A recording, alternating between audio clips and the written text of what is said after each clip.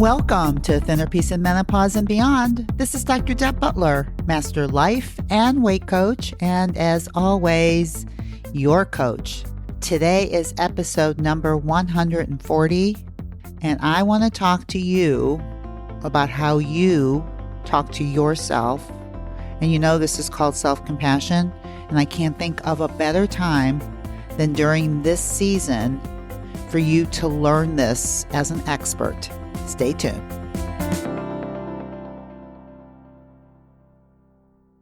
Hey everybody, how are you today? I am doing fantastic. I'm getting ready to go on another trip. I'm telling you, I am a woman who loves to travel. And I travel a lot, as you all know from hearing my podcasts over the years. And of course, you also know that I lived in Belize for 15 months. Talk about traveling. Wow, what an adventure that was. But anyway, I'm getting ready to go to Park City, Utah. I don't know who I'm talking to out there that might live around there. And I'm going with my son and my daughter-in-law, but you know, she's like my daughter, and my 2 grandkids and my husband, and we are going to have a blast. You know what is so interesting as I get older and my son gets older is that you know who my best friends are? It's my son and my daughter-in-law. They are my favorite people to spend time with. And I think that for those of you who may be younger than me, who have younger children, this is something that is such a surprise. I think it comes as a surprise to a lot of people that this could happen because, you know, there was a time when, you know, I worked very, very hard at raising my son and hoping and that he would be a good, kind, considerate man and all of that stuff. And I was more on that end than thinking of him as my friend or wanting to be his friend, you know. And now it's like all of that is over and I love who he has become. And you know what? I'm also going to take a little bit of credit for that too, because I worked very, very hard on that. And for all of you who are listening to this, for those of you who have older children, I hope that you can put your mindset in that same place to look at it like that, because you have all kinds of ways to look at your children anyway. But anyway, that's mine. And of course, you know, with my daughter-in-law, who's like my daughter, I love her as if she were a daughter, if I had had one. And maybe this kind of daughter might even be better because I didn't have to raise her. But anyway, I digress a little bit, but that's the vacation that we're going on. And I'm going with my best friends who happen to be my children. And today, what I want to talk to you about is this concept that I have talked to you about so many times, right? The whole idea of self-compassion. And with all the mini sessions I do and all the letters that I get and all the clients that I've worked with, I would still say that this is the most difficult concept to understand. So I want to talk about it a little bit now because I can't think of a better time to talk about it than during this season where this is like what we want to feel. We want to feel compassionate, right? We want to feel compassionate towards people who are in need. We want to help people who are in need. I mean, that's kind of the spirit of this holiday season if we don't get caught up in the food. But food is lovely. I'm not taking anything away from it, but it's just food. But the people and the people who are in our lives and the people in this world, there are so many people that need help. But guess who needs the most amount of help of everything that I'm talking about? Yeah, look in the mirror. Yeah, you, that's who I'm talking to. You need the most amount of help of feeling better. And you are the one who is capable of making yourself feel better on a daily basis. And you keep forgetting that. Because what you tend to do, and I know this because I've talked to thousands of you, and I know this because I live inside of myself, that we think that the one person that we can be terrible to is ourselves. I mean, we're the only one. Everybody else deserves the best, the most compassion. But us, forget it. We can take it. Get the whips and chains out. Let's whip ourselves into shape. And it never shows itself more than around our bodies than anything else is how we try to whip ourselves into shape and how terrible we make ourselves feel. And then we get this holiday season, the season. And for a lot of you, the season is, oh my God, what am I going to eat? And oh my, right? And that's where all the drama is. And that's where I want to stop it. But I also want to teach you during this time how you use self-compassion on yourself. And I want to talk to you a little bit about the difference again between self-compassion and self-indulgence, because I have plenty of people who will say to me, they'll be in their food journals or they won't write their food journals. This is usually the most common thing, is that if a day is skipped, the reason a day is skipped in the food journal or a week or whatever is because they just let themselves eat whatever they want. That's just the most common quote that I can think of. Oh, I just let myself. I didn't beat myself up or anything. I just let myself. I go, well, why didn't you write it down? Oh, because I didn't want to really look at it. And I just told myself it was okay. Now, that is not self-compassion.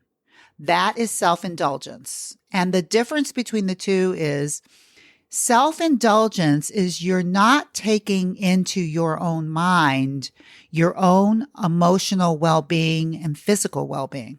Because if you're just turning your back on yourself and allowing yourself to shoot yourself in the arm or the leg, which is basically what you're doing if you're not being mindful of your own body, if you're eating way beyond the twos, if you're eating foods that aren't going to fuel you on a regular basis, and you're telling yourself, oh, sweetheart, I love you.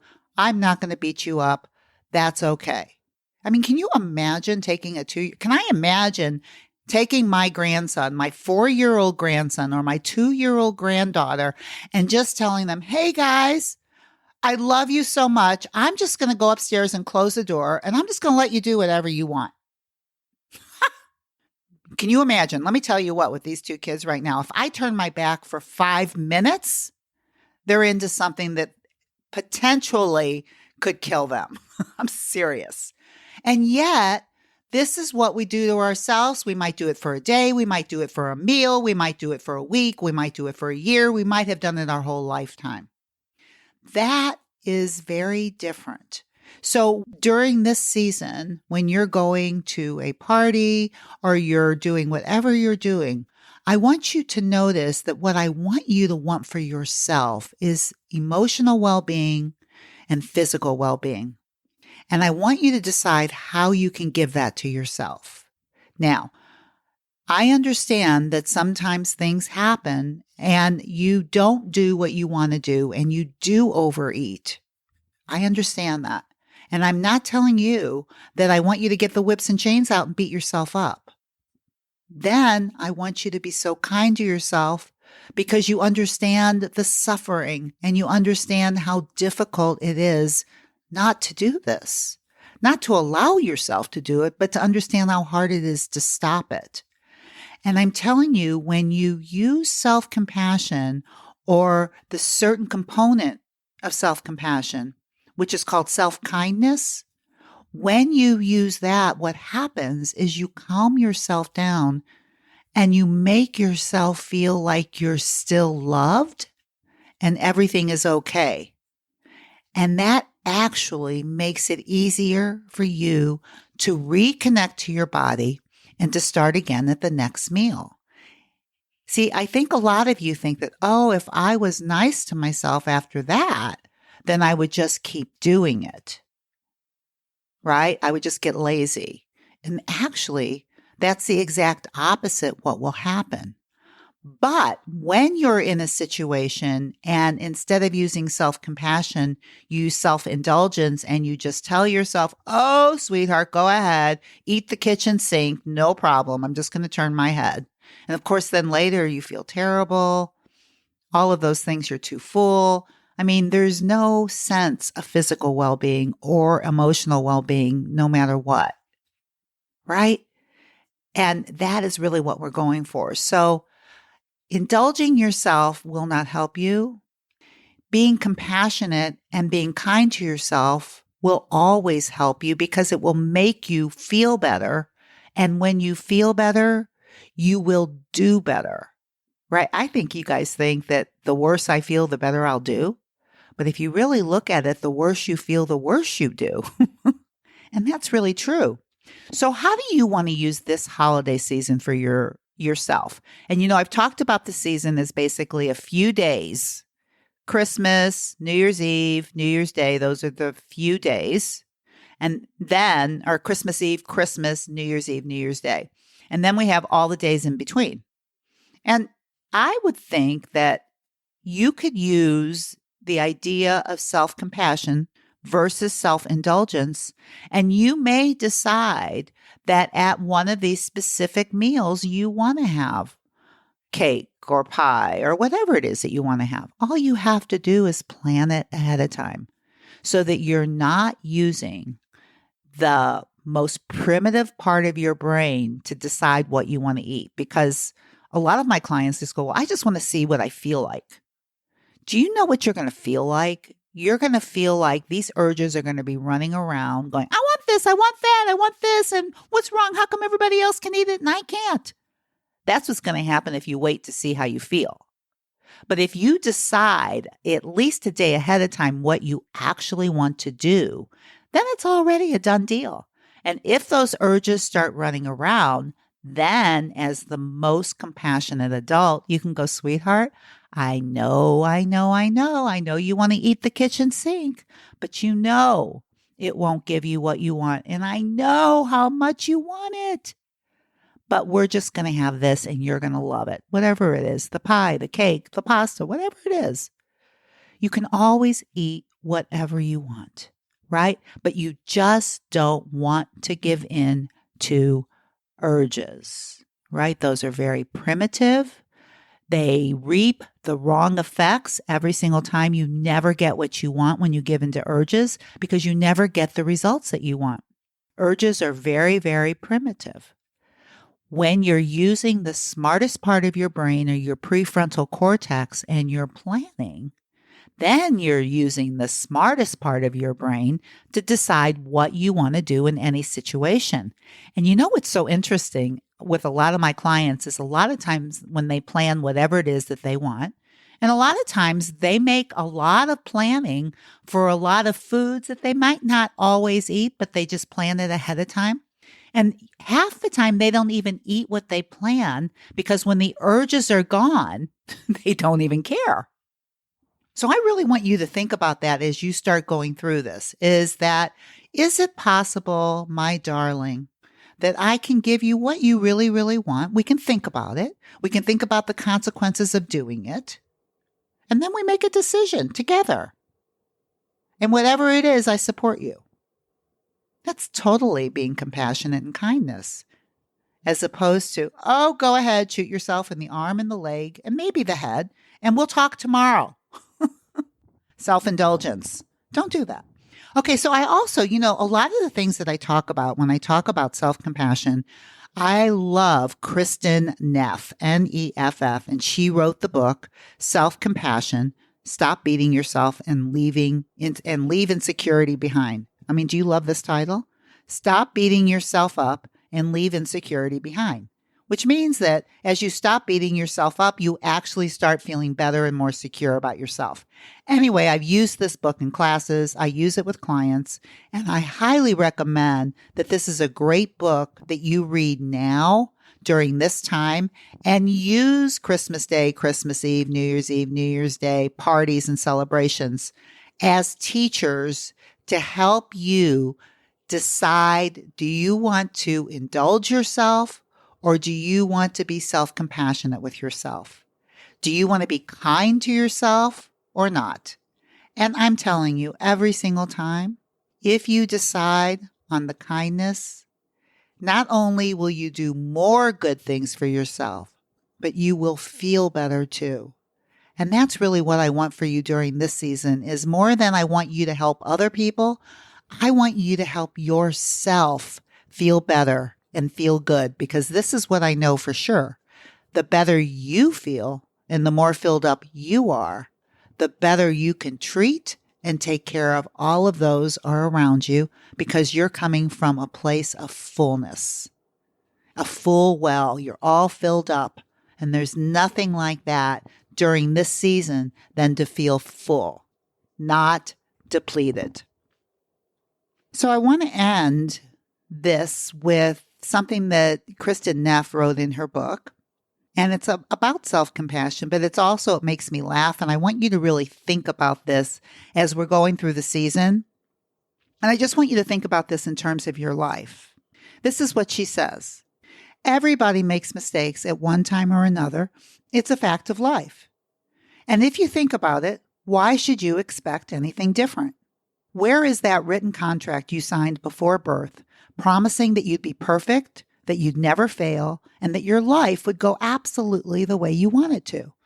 Oh, excuse me, there must be some error. I signed up for the everything will go swimmingly until the day I die plan. Can I speak to the management, please? It's absurd, and yet most of us act as if something has gone terribly awry. We feel we fall, and when we fall down or life takes an unwanted or an unexpected turn. So let me read that again. It's absurd, and yet most of us act as if something has gone terribly awry when we fall down or life takes an unwanted or unexpected turn. And you know what? I just love what she says, because I think we can't continue to try to have a perfect life and be perfect. It's not going to happen. This is the way life is. And you have the ability within your life, regardless of what's happening, to always show yourself the sweetness of your own compassion. It is your birthright. And it is something that you can give yourself. So practice it this season. Please practice it this season. And you know what? As always, I want you to be so, so kind to yourself. And in terms of being kind to yourself, if what I talk about in all of my podcasts really resonates with you, then I want you to really think about working with me in the new year. Because this is all the stuff that I teach. It's totally teachable. I teach it all the time.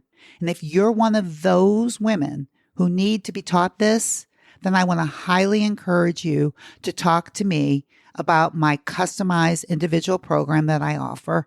I have a couple openings at the end of January. If this is something that you're really wanting to do and find out more about it, then please go to drdebbutler.com/work with me.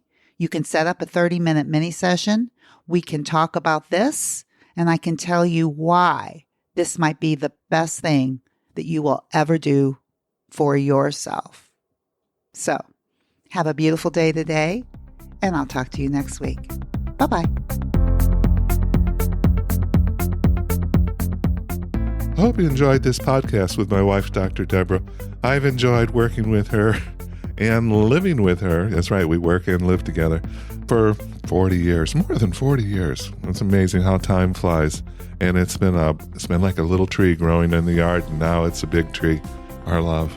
So I would like to invite you to correspond with Dr. Deborah. Go to iTunes, drdebbutler.com/iTunes. And you can review the show, and you can even give some helpful suggestions on what you would like to talk about in the future to accomplish your mindfulness and your journey into mindfulness. Thank you.